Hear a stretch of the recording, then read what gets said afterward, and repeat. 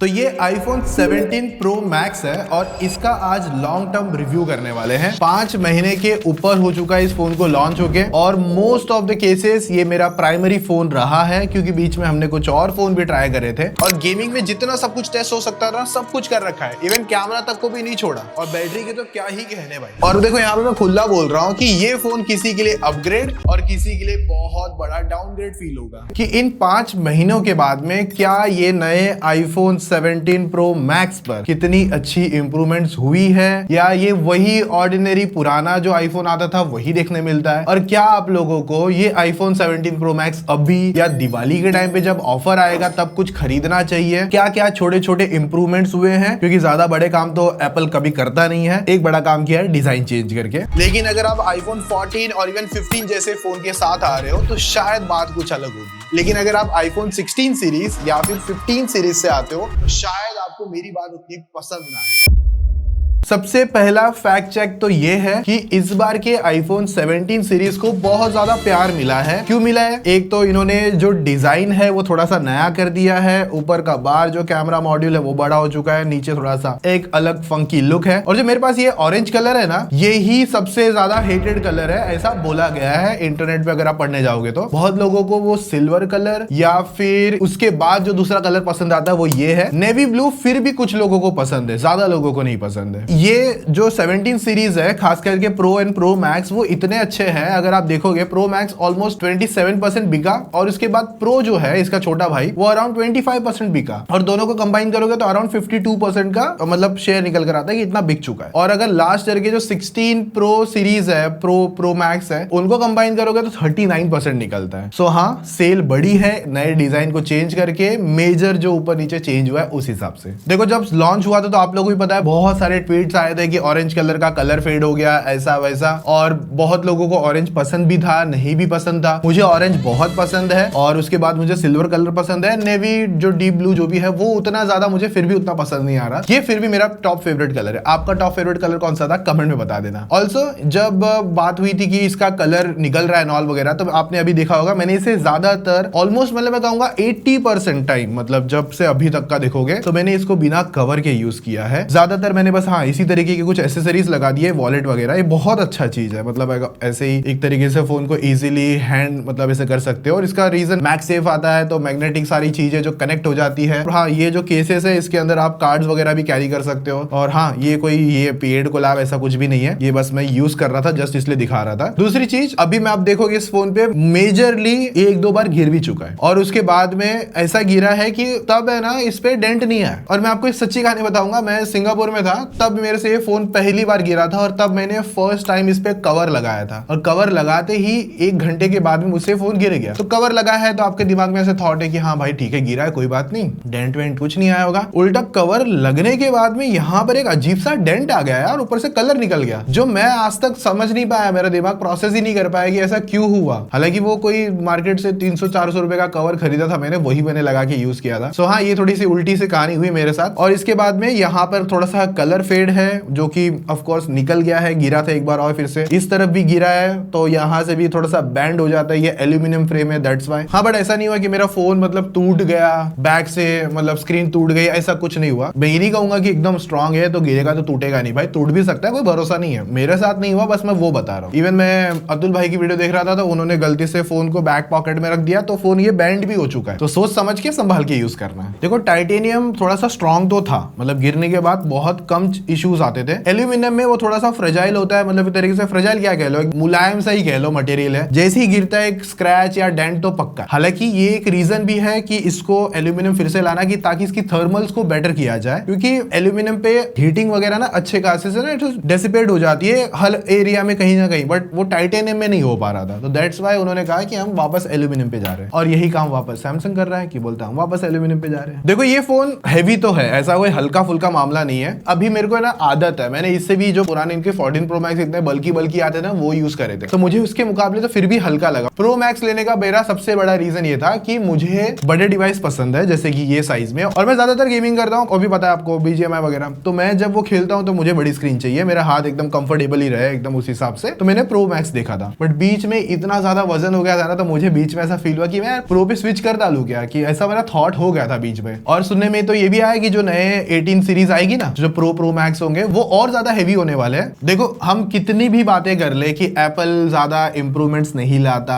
ज्यादा कुछ चेंज नहीं करता, छोटी छोटी चीजें चेंज करता है, पर एक नया प्रोसेसर ऐड करता है, डिस्प्ले में कुछ छोटा मोटा ऐड ऑन कर देता है, और काफी टाइम लग गया इनको टाइप सी पोर्ट लाने में, वो भी एक थॉट है। बट फिर भी हम कितनी भी कहानी बना ले ऐसा है वैसा है, पर आप जब भी फोन का सेल होता है तो सबसे ज्यादा लाइन मैंने जो नोटिस करी है वो एप्पल की दुकान पे ही लगती है या उनके स्टोर पे लगती है। तो इससे एक बात तो क्लियर है, चाहे कितना भी हम बोल ले, एप्पल की तरफ जो प्यार है वो थोड़ा सा अलग लेवल पे है। और मेरे को ना थोड़ी सी ये बात उठानी थी, ये जो प्रो मैक्स है ना, मुझे फर्स्ट डे मिला नहीं था, मैंने वीडियो पहले भी बताया होगा शायद, मुझे फर्स्ट डे मिला नहीं था, मैंने ब्लैक मार्केट से खरीदा है। क्यों खरीदा? मेरा काम है, मुझे वीडियो बनानी है, दैट्स व्हाई। आप लोगों को वो चीज कभी नहीं करनी है, आप लोग वेट करके लो, अभी तो मार्केट में पूरा सब जगह मिल जाता है। 1 महीने तक या 2 महीने तक एटलीस्ट शॉर्टेज रहती है बड़े बड़े मतलब जो प्रो मैक्स डिवाइसेस को लेकर, जो नए कलर्स को लेकर, वो हमेशा इशू आता है। एप्पल BKC को मैं थोड़ा सा क्रिटिसाइज इसलिए करना चाहूंगा क्योंकि उनको पता ऑलरेडी शॉर्टेज रहती है डिवाइसेस को लेकर, और उनके पास सबसे ज्यादा स्टॉक्स आता है। मतलब मैं दूसरे जो ऑथराइज स्टोर है उनको भूल जाओ, जो डायरेक्ट एप्पल है उनकी बात कर रहा हूं। मैंने यूनिक गैजेट की वीडियो देखी थी और उसके अंदर मैं देख रहा था लोग 30-30, 40-40 पीसेस लेके जा रहे थे। इसकी बात नहीं कर रहा हूं, इसके प्रीवियस वर्जन की बात कर रहा हूं, 16 सीरीज की बात कर रहा हूं मैं। पेटी भर भर के फोन ले जा रहे हैं, कोई 40 लाख की फोन खरीद रहा है, कोई 50 लाख का फोन खरीद रहा है। ये ऑफिशियल स्टोर से खरीदो, अब बाहर जाते 30,000 में बेच रहे हैं लोग। अरे नहीं, बस ऐसे आए थे क्या सब ले रहे हैं ना, तो मैंने आपके देखे कि भाई इतने सारे डब्बे आपके पास, आपने इतने सारे खरीद लिए क्या आज? अभी है, अभी पिकअप बाकी। कितने लेके जाने वाले आप? 35-40। तो आपका आज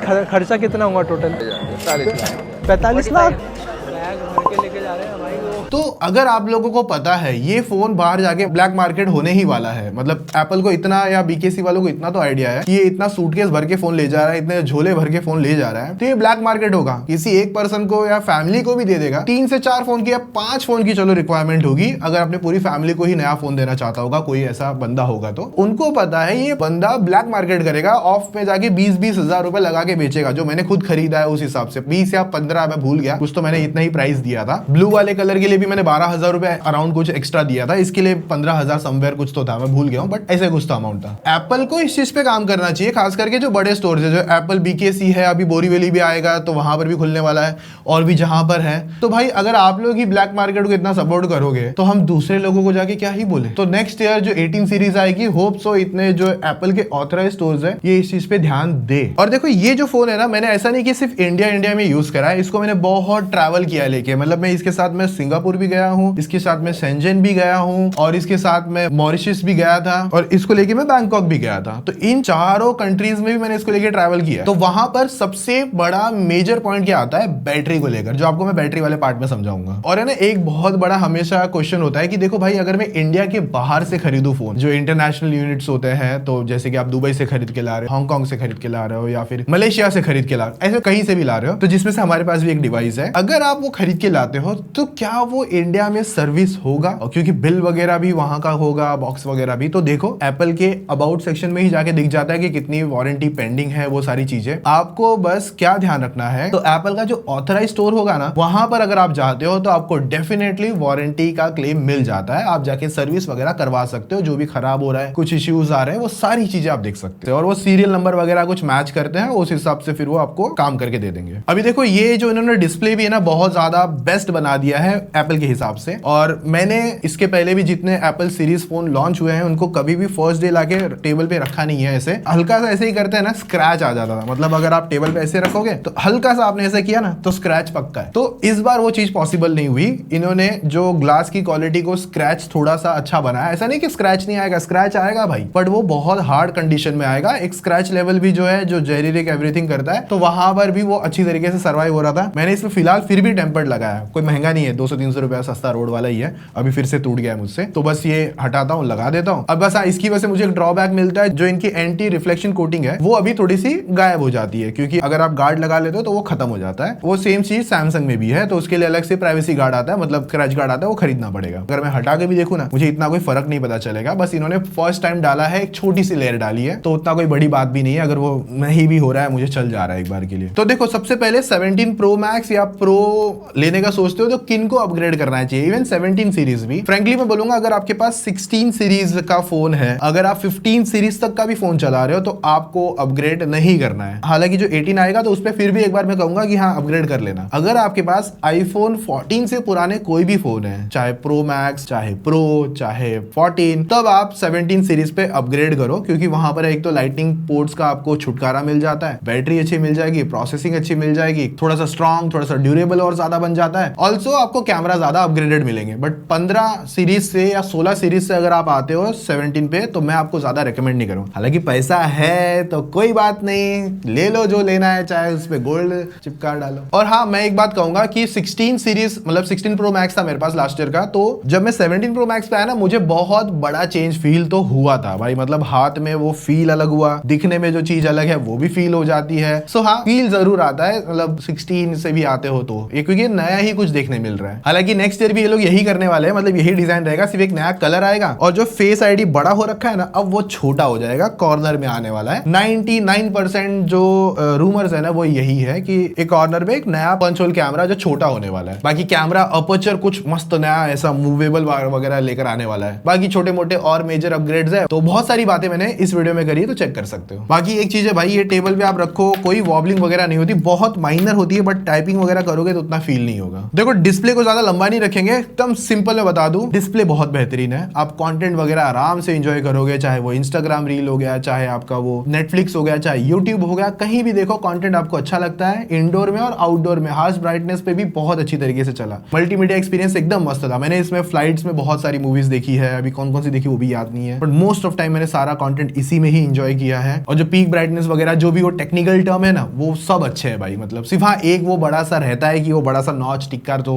कैमरा मॉड्यूल पे आता है, वो तो है, तो थोड़ा सा कंटेंट में हल्का सा डिस्टर्ब करता है। बट 5-6 महीने और इवन उसके पुराने फोन्स भी यूज कर चुका हूं, तो अब तो वही वाली बात, अब तो आदत सी है मुझको। और बाकी ये स्पीकर भी बहुत अच्छा है, लाउडर है। हाँ, अगर आप कंपेयर करने जाओगे तो लास्ट ईयर के 16 प्रो मैक्स सीरीज से ये थोड़े से कम लाउडर है, थोड़े इस बार बेसी हो चुके हैं, बस लाउडनेस थोड़ी सी कम कर चुके हैं। और मुझे लगता है कि स्पीकर में चाहे वो आईफोन हो गया, चाहे मैकबुक हो गया, और इवन टैब हो गई, इतनी बेहतरीन स्पीकर एप्पल के अलावा बहुत कोई और कम ब्रांड है जो देते होंगे भाई। सिर्फ वो जेबीएल वेबेल के और पता नहीं कौन कौन से ब्रांड के टिक्के लग जाते हैं, बट वो पता नहीं कहां से साउंड आती है, आई डोंट नो, मुझे तो नहीं समझा। बाकी हाँ, एक बहुत गंदा काम किया इन्होंने, अगर फ्रैंकली बोलूंगा, जैसे मैं ज्यादातर ऐसे गेमिंग करता था, तो यहाँ पर जैसे मैंने होल्ड कर दिया तो ये एरिया खुला रहता है स्पीकर की तरह, तो ये यहाँ से ऑडियो बाहर फेंकता रहेगा, और ये वाला यहाँ से ईयरपीस से आता है तो ब्लॉक नहीं होता। बट इस बार इन्होंने उल्टा कर दिया, ये जो स्पीकर इधर डाल दिया है, तो जैसे ही ऐसे सीधे ऐसे पकड़ने जाता है ना, जो हमेशा से आदत थी, तो वो इधर स्पीकर ब्लॉक करता है, तो पूरा फोन घुमा के खेलना पड़ता है। तो लेकिन वो अभी माइंड में मेमोरी थोड़ी सी अजीब हो रखी है कि भाई ये थोड़ा सा अनकंफर्टेबल हो जाता है मोस्ट ऑफ टाइम। तो उस टाइम गेमिंग पे मैं कवर लगाता हूँ, हालांकि लगाना नहीं चाहिए, थर्मल्स बेटर नहीं रहते हैं, बट मैं फिर भी लगाता हूँ, क्योंकि तब वो चारों तरफ से इवन हो जाता है। बाकी इसका ईयरपीस मुझे ऐसा लगता है कि एप्पल को थोड़ा सा और बेटर करना चाहिए। सम टाइम ऐसे ना बहुत ऐसे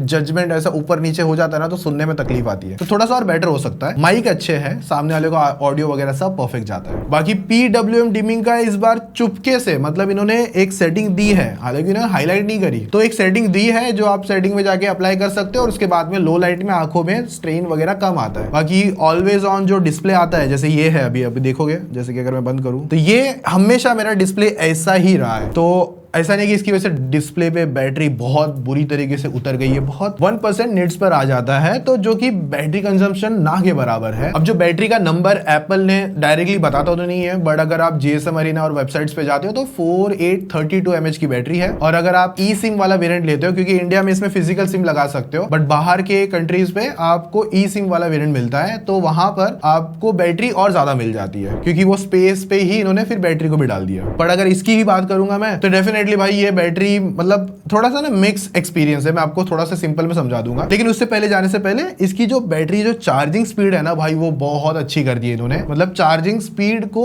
जो 50% है ना वो 20 मिनट के अराउंड हो जाता है। हालांकि मेरे पास कोई ऐसा प्रैक्टिकल एप्पल का चार्जर भी नहीं है। और अगर इसकी एसओटी को लेकर बात करूं सिंपल वे में, तो वहां पर ये कभी समझ लो मुझे 7 आवर्स भी था, कभी कभार 6 आवर्स भी था। 6 आवर्स कहां था पता है? तो जब मैं जैसे कि बाहर के कंट्रीज में मैंने बीच में बहुत ट्रैवल किया है इस बार, तो हुआ ये कि ट्रैवलिंग के टाइम पे इसकी बैटरी बहुत ज्यादा जाती है। और उसका मेजर रीजन है ये जो 5G पे कंजप्शन हो गया। और बाहर जब आप जाते हो तो आपकी जो सिम है अलग अलग नेटवर्क ढूंढती रहती है, क्योंकि ऑफकोर्स वहां पे जियो वगैरह के टावर्स तो है नहीं। एक तो एडिशनल पैक लेना पड़ता है, वो सभी फोन्स के लिए होते हैं। और इवन एक शैली करके एप्लीकेशन है जो कि बाहर के कंट्रीज में बहुत चलता है। बेसिकली क्यों चलता है कि यहाँ से अगर आपको इंटरनेट पैक वगैरह कुछ चाहिए तो वहां से आप सस्ते प्राइस में ले सकते हो। डिपेंड कौन सी कंट्री में कैसे ट्रैवल कर रहे हो उस हिसाब से वहां का डेटा। अगर आप जियो पे लेने जाओगे 6 GB तो अलग प्राइसिंग है, और अगर मैं शैली से लेता हूं तो मुझे उसी प्राइस में 10-20 GB समवेयर मिल जाता था, तो थोड़ा सस्ता पड़ता है। तो उन नेटवर्क पे बीच में जब वो स्विच करता है ना तो इतनी बैटरी खाता है ना, तो ऐसा लगता है कि तब मुझे power bank first time carry करना पड़ा। मतलब मैं इंडिया में फिर भी घूम रहा हूं ना, तो मुझे पावर बैंक उतने कैरी नहीं करने पड़े। और उस टाइम करता है क्या, कॉल करता हूँ या कंटेंट देख लिए या डेटा चल रहा है तो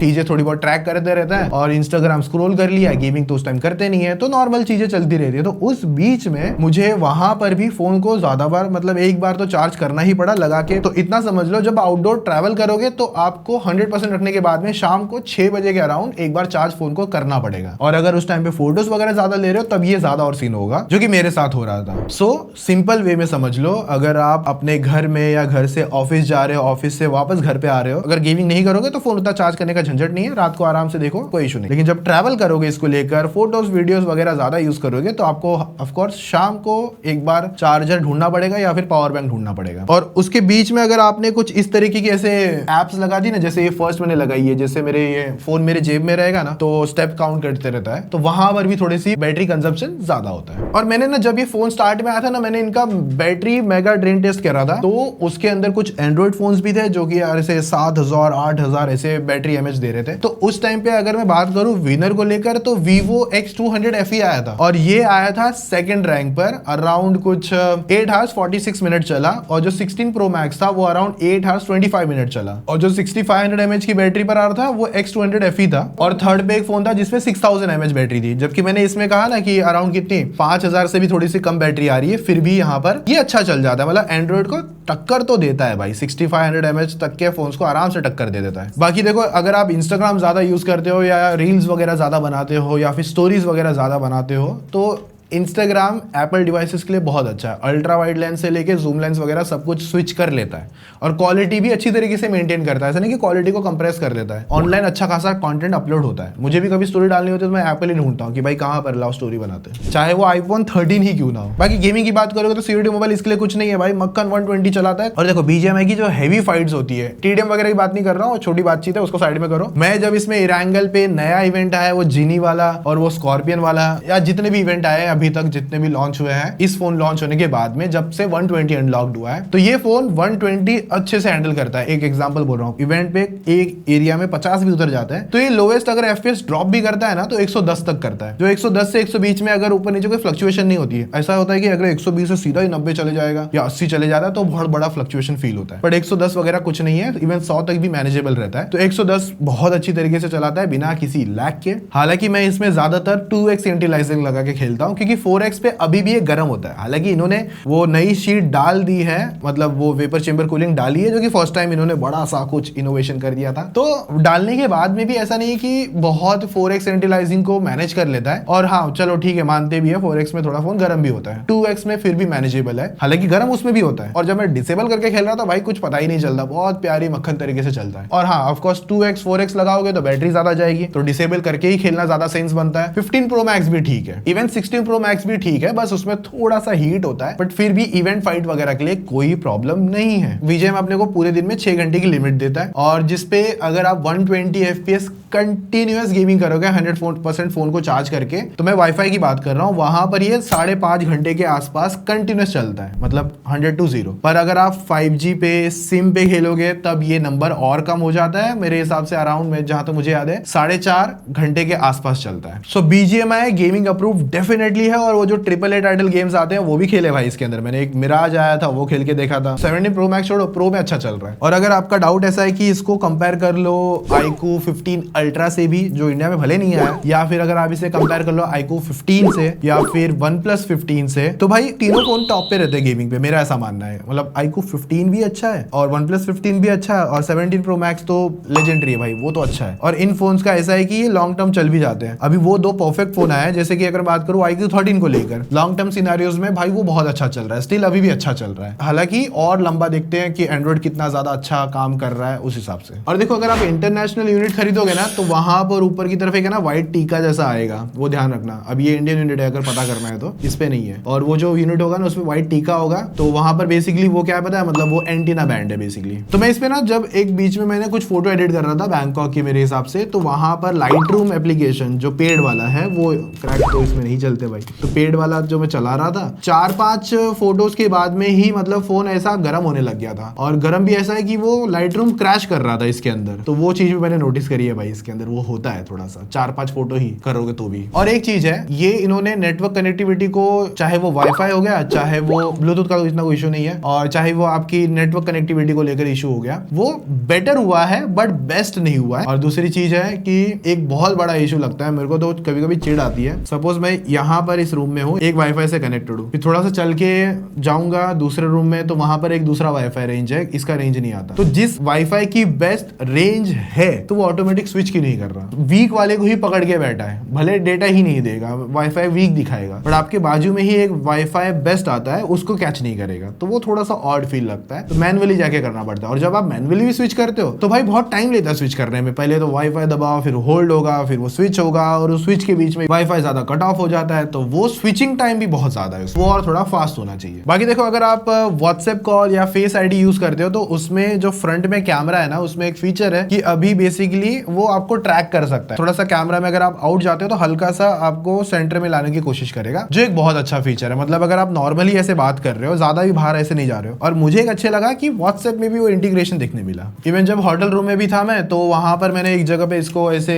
इसके साथ लगाया ऐसे, और हल्का सा ऐसे किक स्टैंड की तरह ये काम कर देता है। मैं मेरा काम कर रहा हूँ ऐसे, कुछ समझ लो, और कैमरा भी मुझे आराम से हल्का हल्का हल्का फोकस में रख रहा था। तो वो बहुत अच्छा पॉइंट लगा मुझे। बाकी यूआई एक्सपीरियंस पे अगर देखते हो तो थोड़ा सा इंप्लीमेंटेशन जरूर दिखता है। जोमेटो, ब्लिंकिट ऐप्स पे जैसे कि आपने कुछ ऑर्डर कर दिया तो ऊपर नॉच बार पे वो सारी चीजें इन्फो आती रहती है, और भी बहुत सारी जगह पे वो यूआई का एक्सपीरियंस थोड़ा फील होते रहता है। और मैं एक चीज और क्लियर करना चाहूंगा, सपोज हम लोग कभी भी किसी फोन के साथ कंपेयर करते हैं या फिर बैटरी ड्रेन टेस्ट करते हैं, तो आप उसमें से बहुत लोग कमेंट करते हैं कि एंटूडू बेंचमार्क, गीक बेंच वगैरह या और भी जो दूसरी परफॉर्मेंस वाली एप्लीकेशंस होती है ना, वो क्यों यूज करते हो। मतलब नॉर्मल यूज के सिनारियो में कोई बंदा तो यूज नहीं करेगा, ये बात तो मैं भी मानता हूँ, नहीं यूज करेगा, मैं भी कभी यूज नहीं करता। ऑफ कोर्स कुछ एल्गोरिदम अलग होते हैं वहां पर, और हमको बस ये दिखाना होता है कि देखो भाई, आप एक ऐसे बंदे हो, सपोज आपने सिर्फ पूरे दिन आप यूट्यूब, इंस्टाग्राम, व्हाट्सएप चलाते हो। अगर मैं वो 3 एप्लीकेशन लेके करूंगा तो ये फोन मेरे को ऐसा लगता है कि 12-13 घंटा शूट करना पड़ेगा। एक बात बता रहा हूँ, तो बेंचमार्क वगैरह थोड़े से इसलिए डाले जाते हैं, फोन की बैटरी मतलब ज्यादा खींचता है, और वो इसलिए खींचता है जब आप हेवी एंड एप्लीकेशन चलाओगे तब ये कैसा परफॉर्म करता है। अभी देखो ये चीज ऐसी है कि कुछ लोगों को ठीक लग सकती है कि हाँ ठीक है डाल दो, कोई फर्क नहीं पड़ेगा। अगर आप, मैं सिंपल है भाई, अगर नहीं डालूंगा ना फोन 12-13 घंटे के ऊपर टेस्ट करना पड़ता है, जो कि कभी कभार हेक्टिक हो जाता है। मैं फ्रैंकली करूंगा, क्योंकि यही उस दिन हम लोग टेस्ट कर रहे थे, वो मेरे हिसाब से भाई अच्छा खासा टाइम लग गया था उस टाइम, 8-9 घंटे के ऊपर चला गया था। और 8-9 घंटे पूरा ध्यान देना पड़ता है, ऐसा नहीं कि छोड़ के भाग जाओ, वैसे वाली बातचीत नहीं होती भाई। ये मैं क्लैरिफिकेशन इसलिए दे रहा हूँ, मतलब जो बैटरी वाली वीडियो थी उसमें कमेंट आया। अब मुझे बस बता दो, जब भी 100-0 ऐसे कुछ करने होते हैं मल्टीपल फोन्स के साथ में, उनको रखे या नहीं रखे। और मैंने यूट्यूब पे बहुत सारी वीडियोस देखे तो 95% लोग यूज करते हैं, तो हमने भी सोचा कि रख लेते हैं, थोड़ा सा लोगों को कंपैरिजन में भी इजी रहेगा। अगर नहीं रखना है, हटाना है, तो बता देना इसी वीडियो के नीचे, क्योंकि एक अपकमिंग वापस 100-0 कुछ फोन्स के टेस्ट आने वाले हैं, तो जस्ट बता देना। अब जो A19 Pro का नया प्रोसेसर आया है वो ऑफ कोर्स एप्पल के हिसाब से दी फास्टेस्ट तो जरूर है। एंड्रॉइड वगैरह से कंपेयर नहीं करेंगे यहाँ पर, क्या है क्या नहीं। पुराने भी इनके 2 साल पुराने प्रोसेसर है ना, अगर आप गेमिंग इतना नहीं करते, उसके अलावा जितने भी टास्क करते हो ना, तो आपको कहीं प्रॉब्लम नहीं आएगी। इवन इवन 13 प्रो मैक्स तक में भी आपको प्रॉब्लम नहीं आएगी, तब मस्त में चलेगा। हाँ, थोड़ी सी बैटरी ऑप्टिमाइजेशन अलग होगा, वो बात मानूंगा मैं। बट एक ऐसा यूजर है जो गेमिंग, परफॉर्मेंस और इवन वीडियो रेंडरिंग इस तरीके की चीजों पे ज्यादा ध्यान देता है, तो उनके लिए डेफिनेटली अच्छा खासा अपग्रेड होगा, चाहे वो 16 प्रो मैक्स से ही क्यों ना है। और जो एप्पल लॉन्च इवेंट में हमेशा एक बात करता है ना, न्यूरल एक्सेलरेटर वगैरह और भी बहुत सारी चिप है कि ये है वो है, ऐसा होगा, इससे वैसा होगा, AI वगैरह। पर ना आज तक जब से फोन लॉन्च हुआ है, इवन प्रीवियस लॉन्च से भी अगर मैं बात करूं, तो मुझे वो यूज के सिनेरियो आज तक नहीं समझा कि ये यूज कहाँ हो रहा है, ये कहाँ, मतलब प्रोसेसर तो समझ में आता है, पर ये जो न्यूरल एक्सेलरेटर है ये कहाँ यूज हो रहा है। अगर मैं साइड से इस चीज से अवेयर नहीं होऊंगा, अगर आप लोगों को पता होगा बस कमेंट बता देना। मानता हूँ थोड़ा सा AI टास्क वगैरह में, बट इनका AI चलता की ढंग से चलता होता तो समझ में भी आता। कुछ छोटे मोटे टास्क होते हैं जो वो कर लेता है, पर मेजर तो मैंने नोटिस किया इतना कि बहुत ही जिस तरीके से लॉन्च इवेंट में हाईलाइट करके दिखाता है, ऐसा होता है वैसा होता है, वो वाली चीज तो मुझे नहीं दिखी भाई। और रही बात ये प्रोसेसर भी डेली टू यूज में, हेवी एंड यूज में कहीं ऐसा प्रॉब्लम नहीं करेगा। स्टार्ट डेज में थोड़ा सा था कि परफॉर्मेंस उतनी पीक पे नहीं दे रहा था, क्योंकि नया सॉफ्टवेयर आ गया था, उसकी वजह से अलग बग्स चल रहे थे। ऑडियो रिकॉर्डिंग पे टैप करके एक बड़ा सा लंबा सा बार आता था, 4-5 बार उसको ओपन एंड क्लोज करना पड़ता था। तो ऐसी बहुत सारे बग्स इश्यूज आए हैं। और अभी जो नया अपडेट, जैसे मैंने कहा नया अपडेट आया था, उसके बाद में तो ये अभी भी मुझे इतना फील नहीं हुआ है कि कुछ ऐसा मेजर हुआ है। इवन स्टेबिलिटी वगैरह भी एकदम से अच्छी सी थी, मतलब ऐसा। बाकी ये अभी और 6 महीने बाद पता चलेगा या 2-3 महीने बाद में भी पता चलेगा। कमेंट में पिन कर दूंगा कि इसके साथ मुझे और भी कुछ नए अपडेट में इशू आ रहे हैं कि नहीं आ रहे, वो भी पता चल जाएगा। बाकी जस्ट ऐसे नॉर्मल किसी को एंड्रॉइड बेंचमार्क देखने हैं तो बता देता हूँ, ये 2.34 के आसपास के मिलियन के स्कोर देता है। और इन पे अगर नहीं भी जाओगे तो भी चलेगा, मतलब एंड्रॉइड से कंपेयर मत करने बैठना। उसका रीजन है क्योंकि एप्पल का एल्गोरिदम अलग है जब वो बेंचमार्क चलाता है, और सेम अपना एंड्रॉइड के बेंचमार्क्स अलग है वो जब बेंचमार्क चलाता है, तो उनसे कंपेयर मत करना। पर एक बात है कि यहाँ पर आपके कोई टास्क नहीं अटकाएगा। हाँ, टास्क करते करते हल्का गर्म हो सकता है, बट अटकाएगा नहीं। और एक दूसरी चीज है,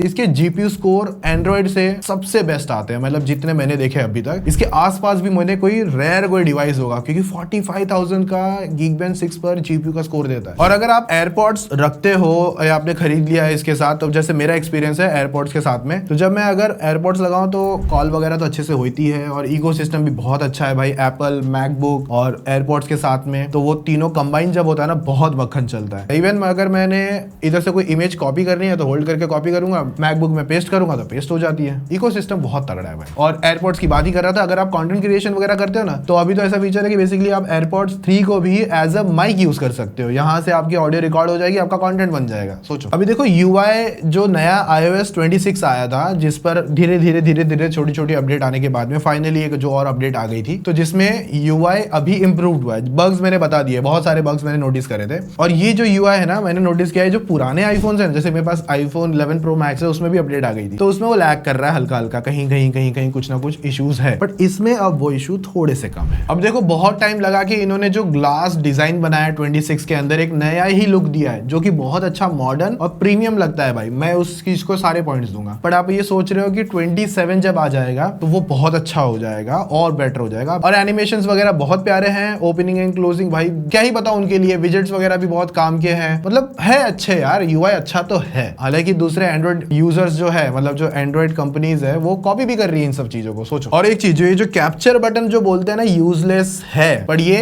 ज्यादातर यूजलेस है कैमरा ऐप के लिए ही, मतलब वहां पे उतना काम का नहीं है। ये ज्यादातर काम का है, अगर आपको ऐसे डबल टैप करके कैमरा ओपन करना है तब बहुत काम का है, इंस्टेंटली फोटो वोटो हो जाती है, कैमरा ऐप ढूंढना नहीं पड़ता। हालांकि होल्ड करके ट्रांसलेट वगैरह भी आ जाता है, बट मैं वो ज्यादा यूज नहीं करता। मैं ज्यादातर इसे डबल टैप करके कैमरा ओपन करने के लिए ही यूज करता हूँ, फोटो भी वहां से नहीं खींचूंगा। इवन जूम वगैरह जो होता है ना, वो सारा बंद कर दिया है, क्योंकि यूज करते करते भी कैमरा पे जूम वूम हो जाता था, तो मैंने वो सेटिंग में जाके वैसे ही बंद कर दिया। आप भी कर लेना, मैं तो फ्रैंकली बोलूंगा। तो और एक बड़ा इशू अभी भी है, अगर मैं इनके कीबोर्ड्स पे जो हैप्टिक्स को ऑन कर दूं, क्योंकि पहले तो हैप्टिक भी नहीं आता था, अभी ये iOS 26 में दे दिया इन्होंने, तो इनका हैप्टिक ऑन करके यूज करना होता है। तो अब लेकिन iOS का कीबोर्ड है ना, वो इतना ज्यादा प्यारा तो नहीं है भाई, बच्चा ही है मैं कहूंगा। इसको और ज्यादा मतलब अच्छा नहीं बनाया इन्होंने। एक तो उसके लिए मैं माइक्रोसॉफ्ट का जो स्विफ्ट की आता है या उनका कीबोर्ड यूज करने जाता हूं, तो वो पूरा फुल फ्लैगशिप है भाई। लेकिन वो एप्पल नाटक करता है, उसमें जानबूझ के इशू मारेगा, कभी हैप्टिक्स देगा नहीं, कभी ऑटो करेक्ट कर देगा। अगर मैं कुछ वर्ड लिख रहा हूं तो उसको कुछ अलग ही वर्ड सजेस्ट कर देगा, जबकि मैंने सब कुछ अंदर सही कर रखा है। फिर भी एंड्रॉइड में वो अच्छा चल जाता है, बट इधर नाटक करता है। तो मुझे थक हार के वापस वही एप्पल का ही कीबोर्ड यूज करना पड़ता है, जो कि इतना स्मार्ट भी नहीं है। और अभी तो ऐसा हुआ है iOS में एयर ड्रॉप के भी बहुत इश्यूज आ रहे हैं। मतलब ऐसा है कि मुझे मेरे मैकबुक में कभी कभी फाइल ट्रांसफर करनी पड़ती है ना, तो वहीं वो बंद हो जाता है, पता नहीं चलता नहीं है, सामने ही है बट फिर भी नहीं दिखाएगा। ऐसे मल्टीपल यूजर के साथ हुआ, तो फोन रिस्टार्ट करना पड़ता पड़ता है और उसके बाद वो थोड़ा सा यूज करना चालू करता है। बाकी इनका AI अभी भी अच्छा नहीं है, उसमें ज्यादा लंबा नहीं जाता है। इसके लिए अभी वो उन्होंने गूगल के साथ, जेमिनाई के साथ में कोलैबोरेशन में अभी आने वाले हैं। सोचो एप्पल गूगल के पास गया कि हमारा AI थोड़ा बेटर कर दो, और वो नई अपडेट आएगी बीटा वगैरह में, तो वहां पर वो थोड़ा सा इंप्लीमेंटेशन देखने मिलेगा। बाकी जो कैमरास के नंबर 4448 है, सेल्फी जो 18 MP है। सबसे पहले सेल्फी बता दूं, बहुत अच्छा है। मतलब बहुत अच्छा है इसलिए है क्योंकि वो सेंटर स्टेज है। ऐसे अगर आप थोड़े से शाय हो और आपको वीडियो बनानी है तो इस तरीके से रख के आप वीडियो बना सकते हो। सोचो फोन को टेढ़ा नहीं करना पड़ता, वो एक कितना अच्छा पॉइंट लगता है। सेल्फी भी बहुत सारे ग्रुप में, बहुत सारे ऐसे 10-15 लोग भी होंगे तो ऐसे करके आ जाएगी। क्वालिटी अच्छी आएगी, लेकिन वो लो लाइट में नहीं आएगी, डे लाइट में फिर भी अच्छा काम होता है। तो हार्डवेयर में इतना ज्यादा चेंजेस तो नहीं करा है एप्पल ने, वो सॉफ्टवेयर बेस पे थोड़ा सा चेंजेस करा है। और पोर्ट्रेट मोड अगर आप देखते हो तो इस बार वो थोड़ा ज्यादा मस्त है, मोर नेचुरल और क्रिस्प आता है। इवन जो डिजिटल जूम फोटोज भी है वो भी अच्छी है, ज्यादा वार्मर साइड नहीं जाती। और इवन जो क्वालिटी लॉस है ना वो ज्यादा होता नहीं है। और वाइड एंगल वगैरह पे जो डेप्थ वगैरह है वो भी अमेजिंग है भाई। और इस पर जो जूम है वो 1x, 2x, 4x और 8x का जूम मिलता है। तो जब आप ऐसे दूर की कोई अच्छी फोटो खींचना चाहते हो तो वो 8x पे बहुत अच्छी डिटेल के साथ आती है। हालांकि इनको जो लो लाइट क्वालिटी है ना वो थोड़ी सी बेटर करनी चाहिए, चाहे वो मेन कैमरा हो चाहे वो सेल्फी हो, वो और ज्यादा बेटर होनी चाहिए। और जो लेंस ग्लेयर्स है ना वो अभी थोड़ी सी रिड्यूस हुई है मेन कैमरा पे। कैमरा में नॉइज थोड़ा सा कम हुआ है, बेस्ट नहीं हुआ है, कम जरूर हुआ है। तो अगर आप ऐसे यूजर हैं जो वीवो वगैरह के फोन जो ऐसे फ्लैगशिप कैमरा को लेकर आते हैं तो वहां पर वो उतना तो अचीव नहीं करता, पर ज्यादातर फोटोज आप इससे अच्छे से ही ले पाओगे। मतलब आपको ऐसे निराश नहीं होंगे। और इवन अगर आप मैक्रो वगैरह यूज करते हो वहां पर भी आपको एक अच्छी क्वालिटी फिलहाल देखने मिल जाती है। हालांकि मैंने ज्यादा यूज नहीं करा, जितनी भी मैंने ट्रिप करी है ना तो वहां पे जब मैंने इनकी फोटो डे लाइट वगैरह में कैप्चर की है या सेल्फी वगैरह कैप्चर करिए, वो अच्छी डिटेल कलर्स वगैरह के साथ आती है। अगर आप थोड़े से क्रिएटिव हो या फिर अगर आपको बनना है तो अंदर ऑप्शंस मिलते हैं, वहां से जाके आप कलर वगैरह चेंज कर सकते हो अपनी पर्सनल स्टाइल के हिसाब से, जो आपको अच्छा लगे वो आप कर सकते हो। लेकिन आपको एडिट करना पड़ेगा, और एडिट करने के बाद फोटोज काफी अच्छी आती है, ये बात मैं मानूंगा। मतलब कुछ कंडीशंस है जहां पे फोन अच्छा काम करता है और कभी कभी ओके काम करता है, और जिसमें से लो लाइट एक बड़ा मैटर है। बाकी चारों लेंसेज पे अगर आप देखोगे तो आपको डिटेल और शेडो क्रश जो है ना वो अच्छी तरीके से मिलता है। मतलब शेडो को ज्यादा क्रश नहीं करता, मतलब अच्छी डिटेल निकाल के दे देता है। और पोर्ट्रेट में जो एज डिटेक्शन है वो अभी अच्छे हैं, और सम टाइम वो अच्छे नहीं भी आते हैं। वो नहीं जब आते हैं ना तब लो लाइट वाली बात होती है। और वीडियोग्राफी में तो इनको कौन पीछे करेगा भाई। मतलब ज्यादातर कुछ लोग इससे ही अपना वीडियो शूट करते हैं। वीडियोस में इनका कोई अभी हाथ नहीं पकड़ सकता। जो जितने भी मेन कैमरा 4K 60 वगैरह मैंने जितने भी कंटेंट यूज करे हैं, स्टोरीज, कभी कभी भी यूट्यूब की शॉर्ट्स वगैरह भी बनानी होती तो इसके कैमरा से बना लेता हूँ। इतने बड़े बड़े कैमरास नहीं यूज करते हैं। इवन कहीं ऐसे इवेंट पे गए हैं तो ज्यादातर यही फोन होता है, कैमरा वगैरह कैरी नहीं करते, इससे ही कंटेंट शूट कर लिया, इससे ही अपलोड कर दिया। इवन मैंने जहां तक याद है अभी वेनम भाई बीच में गए थे अभी अपना CES में, उन्होंने ज्यादातर अपना कंटेंट मेरे हिसाब से इससे ही शूट किया जितना मैं समझ पाया था। अगर गलत हो तो वेनम भाई कमेंट में बता देना। तो कुछ लाइट कंडीशंस में ना इस पे लेंस फ्लेयर आता है, पहले से थोड़ा ठीक हुआ है बट फिक्स नहीं हुआ है। बाकी देखो अगर आप ऐसे बंदे हो जो प्रो रेस वगैरह खींचना चाहता है, एकदम डिटेल वाली फोटो, जो वीडियोग्राफर या फोटोग्राफर ऐसे कुछ पर्सन होंगे उनके काम की चीज है। और इस बार तो ओपन गेट भी आ चुका है तो वो भी बहुत काम की चीज है। ज्यादा डीप डाइव नहीं करेंगे उसमें, मतलब ऑलरेडी यूट्यूब पे बहुत सारा कंटेंट उसके लिए अवेलेबल है। मैंने जितना यूज किया है ना तो मुझे फोटोज में एज सच इतना दिक्कत नहीं है। और एक खास करके जो 18 MP का जो फ्रंट सेल्फी है, जो ये वाइडर एरिया कैप्चर कर लेता है और वीडियो बनाते टाइम फोन को घुमाना नहीं पड़ता। होप सो ये आने वाले टाइम पे एप्पल मेन कैमरा पे भी कर दे, मतलब फुल वीडियो बन रही है वो भी ऐसे करके, ऐसे नहीं करनी पड़ रही। तो सोचो कितना अच्छा हो जाएगा। बाकी इसमें जो फोटोजेनिक स्टाइल्स आती है जो कि अलग अलग मोड्स के हिसाब से है वो भी काफी अच्छी आती है भाई, और यूजफुल भी है। हालांकि इसमें आप 8K वगैरह की रिकॉर्डिंग नहीं कर सकते, बट मुझे ऐसा लगता है कौन यूज करता है। जो हाई एंड प्रोडक्शंस वगैरह वाले हैं वो यूज करेंगे, और सोचो स्पेस कितना खाएगा। और वो जो प्रो रेस वीडियो वगैरह भी बनती है ना तो वो भी मेरे काम का नहीं है, मतलब वो काम का है, कुछ लोग यूज करते हैं बट मैंने यूज नहीं करा है तो मैं उतना ज्यादा घुसूंगा नहीं। और इसका ना कभी कभी एक मैंने इशू नोटिस करा है, इसके मेन कैमरा पे हूँ और जब मैं इस पे 4x पे स्विच कर रहा था ना तो तब क्या हो रहा था कि ना हल्का सा ना ग्रेन हो जाता है, अजीब सा video quality loss basically video दिखता है। फिर वो थोड़ा टाइम लेता है उसको ठीक करने में, मतलब वो मेन सेंसर जो है वो ऑप्टिकल आने में टाइम लेता है। और सेम यही 8x के साथ में भी होता था लो लाइट में खास करके। अभी वो बग है ना कभी कभार फील होता है, कभी ठीक रहता है कभी नहीं रहता। ऐसा है कि कैमरा अच्छा है और बहुत लोगों को इस बार पसंद आएगा, बट कुछ सिनारियोज में आपको फील होगा कि ये कैसा कैमरा है यार, इससे ज्यादा अच्छा तो कोई वीवो ओप्पो के कैमरास बहुत अच्छे होते हैं, वन टैप फोटो खींच अपलोड। इस हिसाब से जो इतना कैमरे में घुसते नहीं है ना, मतलब ये वो ऐसा, तो उनको कोई फर्क नहीं पड़ेगा। बट जो थोड़े भी टेक वाले बंदे हैं या जो ऐसे घुस के देखते हैं तो वो ऑफकोर्स कंपैरिजन लेकर आएंगे।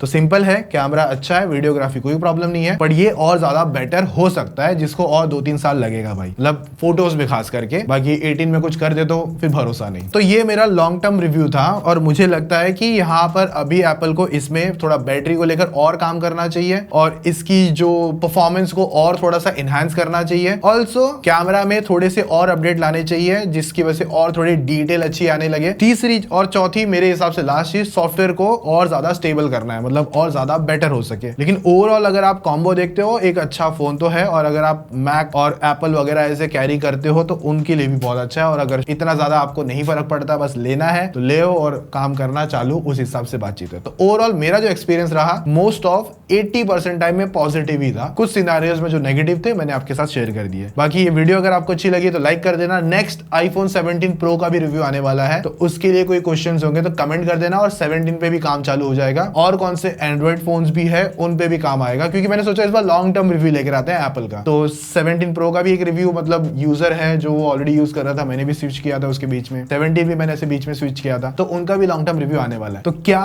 पूछना है वो इसी वीडियो के अंदर पूछ लेना, और वो उन वीडियोस में मैं ऐड कर दूंगा। बाकी वीडियो अच्छी लगी है तो, और एफर्ट अच्छा लगा है तो भाई, क्योंकि ये 1 घंटे के ऊपर शूट हो चुका है, मैंने जस्ट अभी देखा, 1 घंटा खड़ा हूं बात कर रहा हूं आपसे, और उसके पहले बहुत सारे ब्रीफ पॉइंट बनाए, उस पे 3-4 दिन का स्टडी, वो अलग। बाकी इसका अगर गेमिंग रिव्यू देखने का मन है तो यहाँ पर आप देख सकते हो लॉन्ग टर्म डिटेल के साथ में 120 वगैरह कैसा चल रहा है, यहाँ से क्लिक करके देख सकते हो, जो कि गेमिंग पाठशाला पर आपको मिल जाएगा, या फिर कमेंट में पिन कर दूंगा। और आपके कुछ काम की वीडियो शायद यहीं कहीं पॉपअप हो रही होगी, तो इसको क्लिक करके भी चेकआउट कर सकते हो। मिलते हैं नेक्स्ट वीडियो में, तब तक सब्सक्राइब मार लेना, उसी के नीचे आ रहा है। चलो टेक केयर, बाय।